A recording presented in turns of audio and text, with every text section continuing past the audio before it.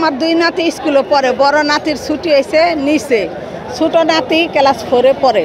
পরে আনতে গেছে, আনতে যাওয়ার পরেই মনে করেন ম্যাডামে কইছে একটু পরে 5 মিনিট পরে, তো আমার মেয়ে এসে একটু এদিকে দাঁড়াইছে, কইছে আমি এদিকে আছি, তাই আপনি আমার বাচ্চা দিয়ে আমি এই জায়গায় আছি। ওই দাঁড়াইতে দাঁড়াইতে উপরে থেকে একটা বিমান আইয়া পড়ে গেছে পরে আর আমার নাতিরে পাই না ওখানে পাইছি কিছু হাসপাতালে, মুখ পুড়ে গেছে আর 2 হাত পুড়ে গেছে, এইভাবে ধরছিল।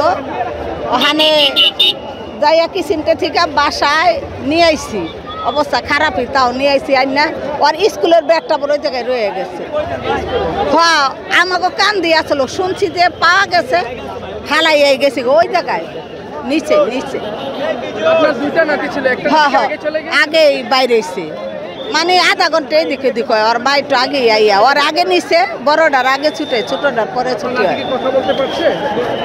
পারে কিন্তু কষ্ট হইতাছে, জ্বললা যাইতাছে, ওখানে বাসায় নিয়ে আইছি।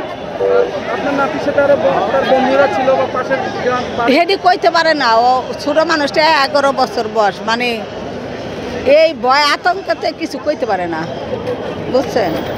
কয়টার দিকে ঘটনা এটা ঘটনা হয়েছে 12টার আগে, 12টার পরে, 12:15 আর কি ছুটি হয়।